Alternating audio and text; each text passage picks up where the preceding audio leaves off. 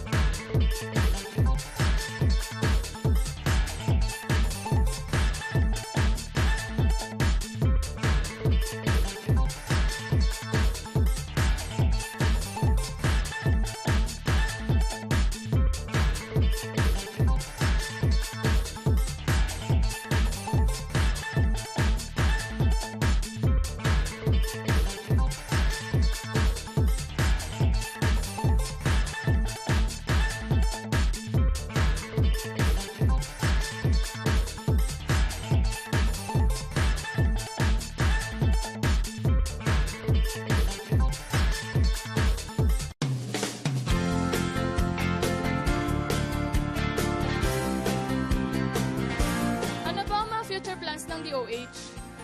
Ano po ang visions ng DOH? Nandito na naman po tayo sa Doc Pakisagot. Doc, ano po ang future plans ng DOH? Well, ang gusto mangyari ng DOH kasi is makapag-provide ng service sa lahat na nangangailangan ng serbisyong medikal. May mga lugar kasi malalayo na talagang mahihirapan tayong butin. Ito ang mga gusto natin mangyari. Ambutin sila, pakinabangan at pakinabangan nila ang Department of Health nang sa gayon magkaroon tayo ng healthy nation.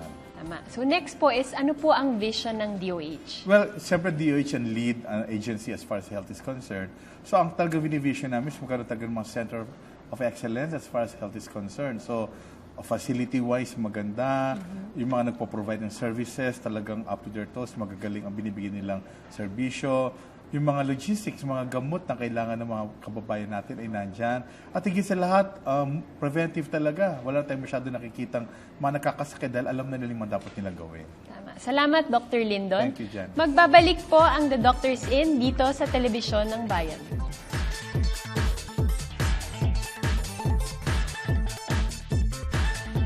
Mr. at Mrs. Uy, magkaka-baby. Tanong at alinlangan, siguro ay marami. Kaya, pa-check up agad sa unang 3 buwan. Kailangan, Mrs. Ayusin na dito. Panganganak saan at paano. Mr. at Mrs. Mas happy si baby pag healthy ang kanyang mommy. Hintayin namin kayo! Tandaan, pag healthy ang buntis, happy ang baby. Pa-check up agad sa health center sa unang 3 buwan ng pagbubuntis.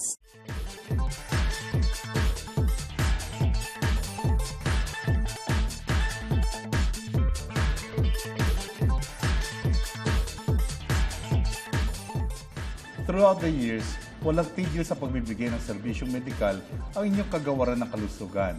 Magpalit man ng administrasyon o magpalit ng pangalan. Ang dedikasyon ng kagawaran ay hindi matatawaran. Panoorin natin ang kasaysayan ng kagawaran sa munting handog na ito. Ang kagawaran ng kalusugan ay inatasang alagaan ang kalusugan ng bayan sa pamamagitan ng tinatawag na Universal Healthcare. Isa din itong policymaker at regulatory institution sa larangan ng medisina na nakikipagtulungan sa iba pang mga ahensya ng pamahalaan at mga pribadong sektor. Isa din ito sa mga nangunguna sa advokasya ng kahandaan sa mga sakuna. Ngayong 2015, ginugunita ng Kagawaran ng Kalusugan ang kanilang ika-117th anniversary. Sa mahigit isang siglo ng kanilang pagserbisyo sa mga Pilipino, hindi na halos mabilang ang kanilang natulungan. Narito ang ilan lamang sa mga numerong iyan.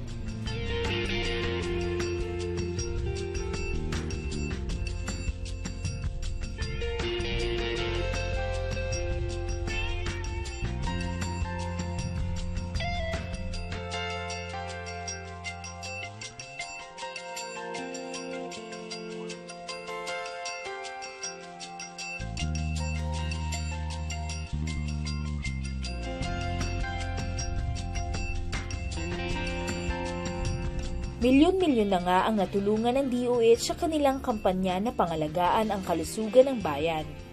Ngunit hindi sapat ang mga numero para basihan ang kanilang dedikasyon. Narito ang ilang testamento ng mga naayudahan ng ahensya. Sa PhilHealth, na konting kontribusyon ko lang yun sa mga gamot, sa mga sa laboratory.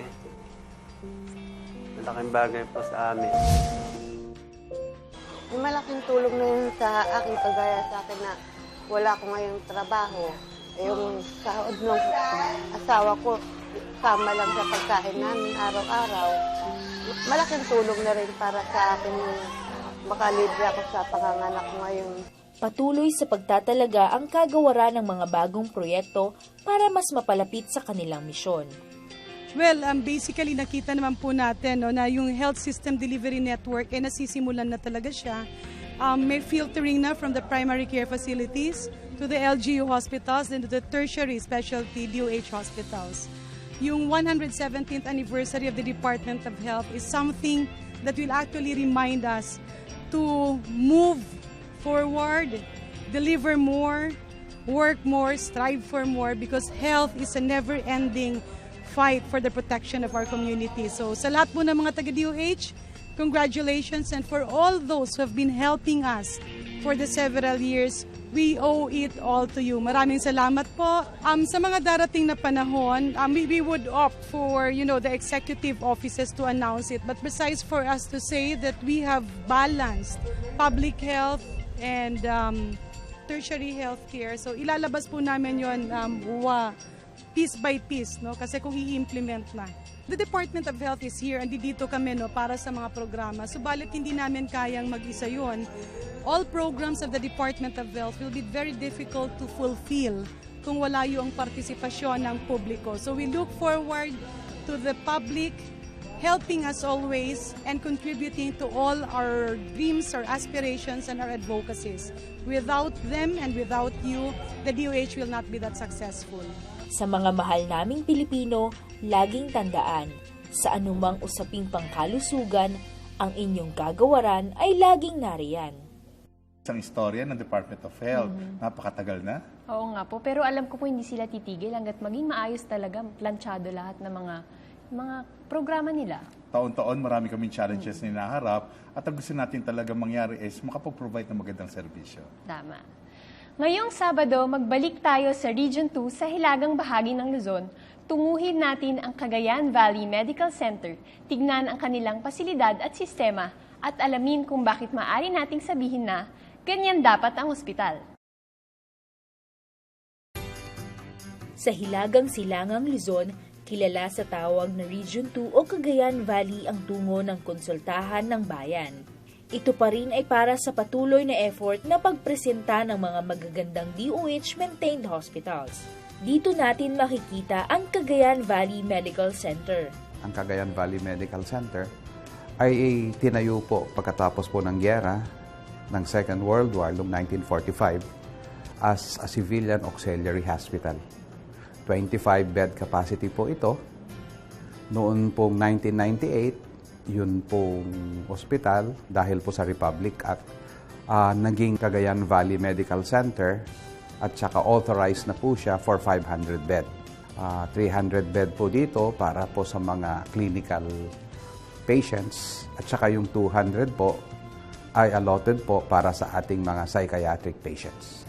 Mahigit 70 taon nang operational ang Cagayan Valley Medical Center. Sa paglipas ng taon, iba't ibang improvements na din ang nakuha ng ospital. Nagsimula po tayo noon na nagbibigay lang po tayo ng mga serbisyo para sa mga may sakit. As the years go by, naging ito po ay training hospital. Malalaman po natin na ang Cagayan Valley Medical Center ay siya lang ang ospital na may training program po para sa mga gustong maging espesyalista ng mga doktor. Ito rin po ang mga base at training hospital ng mga kolehiyo at mga universidad dito sa lambak ng Cagayan or Cagayan Valley Region. Tayo po bali ang nagsisilbing end referral ng mga kaso dito, lalong-lalo na po yung mga pasyenteng hindi po makayang pumunta sa mga malalaking syudad katulad ng Manila para magpagamot. Sa pagdaan po ng mga panahon, nagagawa kami, mga basic services lang ang nagagawa. Pero itong mga huling 3 taon po, nagkaroon po tayo ng mga modernong kagamitan katulad ng mga CT scan. Digitalized na rin po ang ating X-ray. Kompleto po na ang ating laboratory. Pati po sa psychiatry, nagkukan na po tayo ngayon ng substance abuse. Kompleto na po tayo, nagagawa na po natin yon. Mayroon na po tayong outpatient rehabilitation at nagtatayo po tayo ngayon sa kasalukuyan para sa rehab center po, drug rehab center. Lahat po ng pasyente na pumupunta, lalong-lalo na po sa emergency room, wala pong tinatanong yan muna tungkol sa mga babayarin. Ginagawa po muna at nilalapatan po lahat. Ngayon nga po, amin pong naobserbahan na marami-rami na rin po, kumaabot na po kami ng 80% ang coverage namin sa PhilHealth. Ginagawa din po tayong tulong katulad ng mga outreach program. Ang atin pong psychiatry department ay mayroon pong 2 beses isang buwan na lumalabas po dito sa ospital at pumupunta po sa karatig lalawigan katulad po ng Isabela, Nueva Vizcaya at saka doon po sa dulo ng Apari para tumingin po ng mga pasyenteng may sakit po sa pag-iisip. Kasama din dito ang coverage nila sa PhilHealth at sa pag-alalay sa mga indigent. Talagang sinisigurado po namin dito na yung mga no-balance billing at saka mga PhilHealth patients, kung mayroon po silang mga kailangan, lalong-lalo na yung mga gamot, kami po ang naghahanap, kami po ang bumibili para sa kanila. Kung ito ay wala po sa aming butika. Kung talagang mahirap sila, ika-classify po sila na D, wala po talaga silang babayaran. Kung mayroon naman po, marami po namang medical assistance na pwede po nating ibigay para sa kanila. Ito nga po ang sentro ng healthcare dito, lalong na hospital services. Dahil sa kanilang dedikasyon, maganda ang naging feedback ng kanilang mga pasyente. At hindi lang yan, binibigyang parangal at pagkilala din sila ng ilang award-giving bodies. Recipient po kami ng Red Orchid Award para sa non-smoking. Nabibigay din kami ng parangal, karamihan po dito lang sa local, para sa mga suporta namin sa mga activities ng mga iba't ibang ahensya at iba't ibang organisasyon dito sa lambak ng Cagayan. Sa kasalukuyan po, nag-i-embark kami sa journey para po makamit namin yung ISO. Sa usapin naman ng manpower, maraming regular na medical at admin staff ang ospital. Dahil po sa rationalization, nagkaroon po kami ng maraming mga plantilla o posisyon para sa mga doktor at nurses. Hindi lang po yan, pati yung administrative support. Ang maganda po, ang ratio namin po ngayon, gumanda na. Hindi po na po katulad nung dati. Kompleto po tayo ng mga consultants, and most of these doctors po are graduate din ng established program sa Manila. 6 na departamento ng ospital ay accredited po for specialty training. Yan po yung Department of Medicine, Department of Surgery, Department of Obstetrics and Gynecology, Department of Pediatrics, Department of Pathology, at Department of Anesthesiology. Kami po ay naghahanda para sa pagbubukas ng isang cancer center dito po sa Cagayan Valley Medical Center. Sa paglipas ng taon, patuloy ang serbisyo ng Cagayan Valley Medical Center sa kanilang mga nasasakupan. Kaya naman tunay at maaari nating sabihin na ganyan dapat ang ospital. Nagpapasalamat po kami, lalong-lalo na sa present administration. Mahigit na 20 years ko po sa ospital na ito. Itong last few years lang po, nakita naming lahat ang malaking pagbabago, lalong-lalo na po sa pagkakaroon ng moderno at mga makabagong mga equipment. Ngayon po, makikita po natin, tumaas po ang moral, kumbaga sa layman, happy kaming lahat ngayon.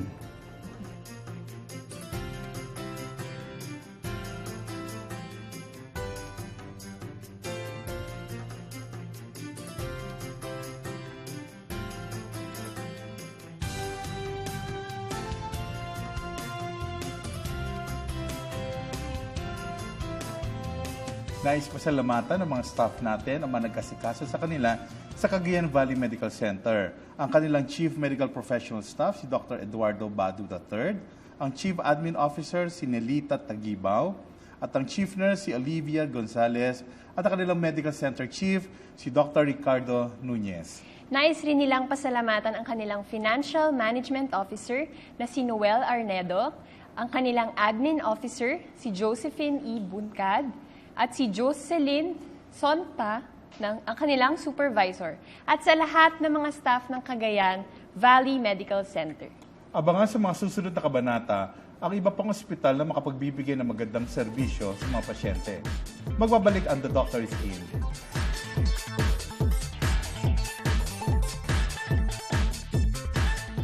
Chismis, may TV si Mang Ben. Tama na ang chismis. Pag nag-toast, TV nagagamot.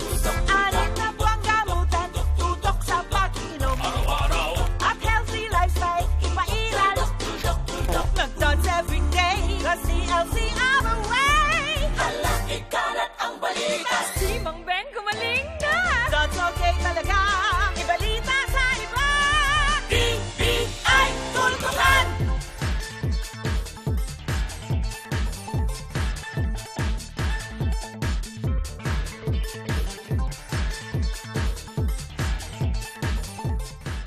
Nagbabalik ang The Doctor is In.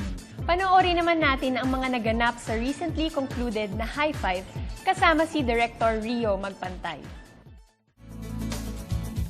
Sa pagpasok ng taong 2015, 117 taon nang naninilbihan sa bayan ang kagawaran ng kalusugan. Sa haba ng panahong ito, malawak na ang kanilang karanasan at kaalaman sa industriya ng kalusugan at medisina. Kaya naman isang bagong programa ang kanilang inulunsad kasabay ng kanilang anibersaryo. Kalakip nito ang isang modelo na magtatakda ng mga usapin na kanilang bibigyang prioridad upang itaas ang antas ng kalusugan ng bansa. Ito ang High Five o High Impact 5. Ang High Five ay inilunsad upang makatulong lalo sa mga pamilyang Pilipino. Pumili tayo ng 5 programa at ito ay dapat nating ibigay mula sa mga lungsod hanggang sa kaliblibang pook ng ating bansa. Ang unang programa dito ay ang maternal care. Ibig sabihin nito, lahat ng mga nagbubuntis, dapat nakikita natin, lalong-lalo na yung mga mahihirap na pamilya. Dapat na-check up yan, nabibigyan ng tamang serbisyo. Kasi gusto nating ibaba ang bilang ng mga nanay na namamatay dahil sa panganganak. Dapat nga walang nanay na namamatay dahil sa panganganak. Pangalawa, yung infant care. Siyempre, pagkapanganak ng nanay, yung baby dapat aalagaan natin. Paano ba natin maalagaan ang mga baby? Siyempre, dapat kumpletong kanilang bakuna, lagi silang nagpapacheck up sa mga centers kahit 12 baby, at higit sa lahat, dapat na pangangalagaan ng mga nanay mismo. Kaya tinuturoan natin ang mga nanay kung paano mapangalagaan ang kanilang mga babies. Habang lumalaki yung babies, nagiging isa ring prioridad yan. Yun naman ang pangatlo, yung under 5 care. Ang mga bata na 5 taon pababa ay binibigyan din natin ng magandang serbisyo at atensyon. Kailangan natin silang mabigyan ng kaukulang bakuna rin. Pangalawa nito ay napapayuhan natin ng mga kanilang mga magulang upang mapangalagaan at maiwasan ng mga injuries. Ang injuries kasi isa sa mga leading causes of mortality and morbidity sa mga under 5. Kaya dapat binibigyan din natin ng attention kung paano mapapangalagaan ng maayos at nape-prevent ang mga injuries. Ang pang-apat na serbisyong bibigay dito sa High Impact 5 ay yung HIV/AIDS. Ina-encourage natin ang tao na maging aware. Kaya lahat ng mga mayroong mga risky behaviors ay pinapayuhan na pumunta sa mga social hygiene clinics dahil libre naman ang testing dito. Hindi lang libre, friendly pa lahat ng mga health workers natin para siguraduhin na yung degree of confidentiality ay napapanatili natin sa mga gusto magpa-test ng HIV. At halimbawa din lamang naman at meron din tayong nagpositibo, meron din tayong libreng gamutan, yung antiretroviral therapy. Ito ay ina-encourage din natin para mapalawig lalo ang buhay ng mga taong nagkakaroon ng HIV. At pang-5 na prioridad dito sa High Impact 5, yung Service Delivery Network. Ibig sabihin nito, lahat ng pamilyang Pilipino, lalong-lalo na yung mga mahihirap, binibigyan natin ng kaukulang serbisyo sa pamamagitan ng mga health facilities. Tinuturo natin sa kanila kung saan sila dapat magpa-check up. Pinagplanuhang mabuti kasi yan ng kagawaran ng kalusugan at ng ating mga lokal na gobyerno. The first activity ay ilo-launch natin to sa pamamagitan ng mga health summits. Sa kasalukuyang date, tapos na lahat ng different regions. 17 region ay nagdaos ng High Impact 5 Summit. Ibig sabihin yan, pinialam sa lahat ng mga stakeholders, sa mga lahat ng pwedeng gustong tumulong at talagang tutulong na nagsisimula na tayo para matugunan natin ang mga serbisyong dapat ibigay natin, lalong-lalo na doon nga sa 5 nabanggit ko na programa. Malawak ang saklaw ng High Five, kaya naman malawakan din ang paraan ng pagpapalaganap nito. Lahat ng pamilyang Pilipino, lalong-lalo na yung mga mahihirap nga, Hindi lang yung summit kasi dire-diretso to, After the summit, meron tayong mga caravans. Ito magbibigay tayo ng direct service delivery sa mga nabanggit kong recipients. Passion, dapat meron tayong passion para ma-implement ito. Hindi lang tayo sa kagawaran, hindi lang kami sa kagawaran. Lahat ng partners namin. Lalong-lalo na sinasabi ko yung mga lokal na gobyerno kasi sila mismo ang taong nakakasalamuhan ng mga recipients nating mga Pilipino. Sabi nga doon sa aming slogan, sa tuwing na daan, kalusugang tuloy-tuloy para sa pamilyang Pinoy. Ibig sabihin, ang kalusugan hindi dapat tumihinto. Ang pagbibigay ng serbisyo hindi dapat tumihinto. Kaya yung partnership dapat pahalagahan. Pati na mismo community, ang mga tao mismo dapat naintindihan kung ano mga serbisyong dapat nilang ma-receive. At dapat din sila ay sumusunod sa mga alituntunin at mga payo ng ating mga ahensya, lalong-lalo na kung ito naman ay tungkol sa kanilang mga kalusugan. Positibo ang kagawaran na maipapatupad ang High Five. Positibo din sila na mas mapapababa nito ang mga fatalities na mga issue na kasama dito. Actually, 1 taon. Mula nang simula kami nung Abril, mga 16 months or 15 to 16 months, kailangang ma-achieve na namin yan. Kailangang maibaba natin kasi ang antas ng mga namamatay na nanay sa 52 per 100,000 live births. At iba't iba rin yung mga HIV halimbawa, kailangang ma-maintain natin less than 1% sa populasyon. Kaya naman, umaasa ang kagawaran na sa pamamagitan ng High Five, mas mapapataas pa ang antas ng kalusugan ng bayan na siyang susi sa pag-unlad. Kailangan magtulungan po tayo, kami po sa kagawaran ng kalusugan, sila po sa mga lokal na pamahalaan at tayo mga community groups. Kailangan po ang kalusugan ay panatilihin natin. Ito po ay atin lahat, hindi po ito para sa isa lamang.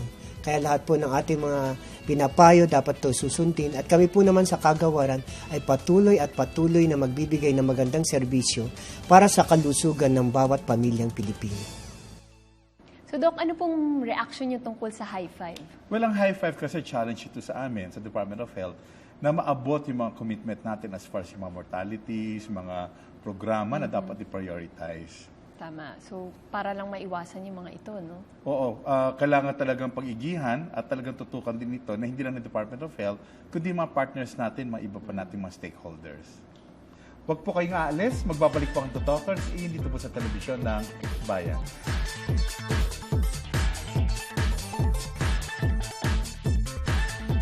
Mr. at Mrs. Uy, magkaka-baby. Tanong at alinlangan, siguro ay marami. Kaya, pa-check up agad sa unang 3 buwan. Kailangan, Mrs. Ayusin na dito, panganganak saan at paano. plano. Mr. at Mrs. Mas happy si baby pag healthy ang kanyang mommy. Hintayin namin kayo! Tandaan, pag healthy ang buntis, happy ang baby. Pa-check up agad sa health center sa unang 3 buwan ng pagbubuntis.